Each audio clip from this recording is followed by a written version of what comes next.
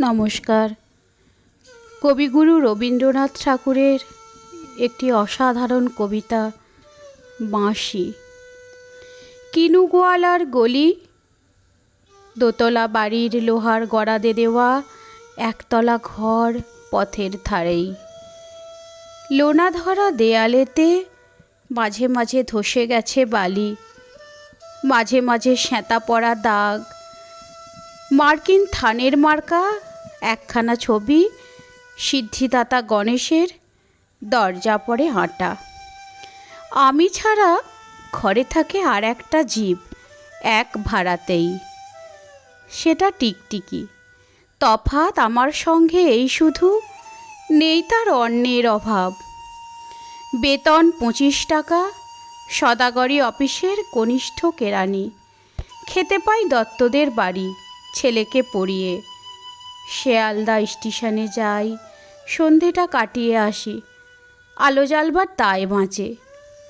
ইঞ্জিনের ধস ধস, বাঁশির আওয়াজ, যাত্রীর ব্যস্ততা, কুলি হাঁকাহাঁকি। 10:30 বেজে যায়। তারপরে ঘরে এসে নিরালা নিঝুম অন্ধকার।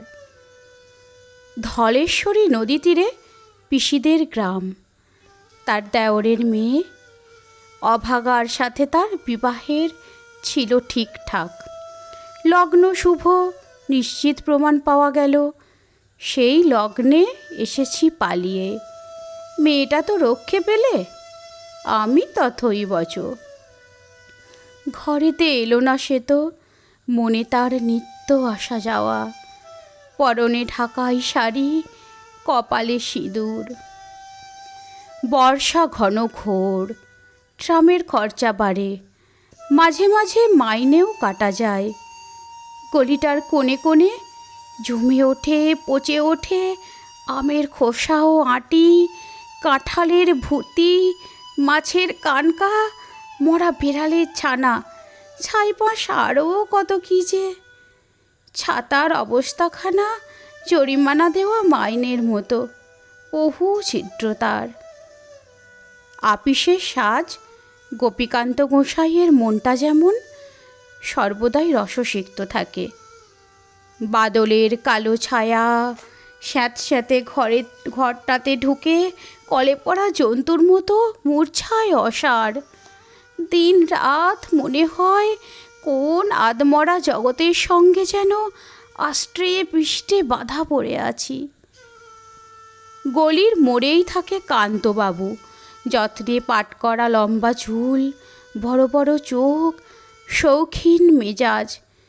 কর্নেট বাজানো তার শখ।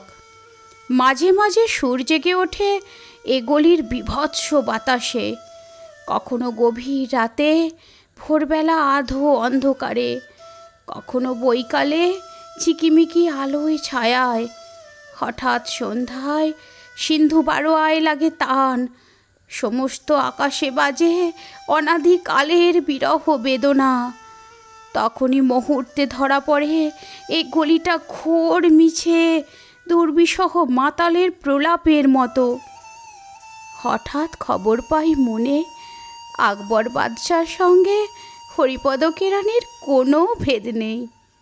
বাঁশির করুণ ডাক বেয়ে ছেঁড়া ছাতা রাজচ্ছত্র মিলে চলে গেছে এক বৈকুণ্ঠের দিকে। এ গান যেখানে সত্য, অনন্ত গোধূলি লগ্নে সেইখানে বহি চলে ধলেশ্বরী। তীরে তমালের ঘন ছায়া, আঙিনাতে যে আছে অপেক্ষা করে, তার পরনে ঢাকাই শাড়ি, কপালে সিঁদুর। নমস্কার।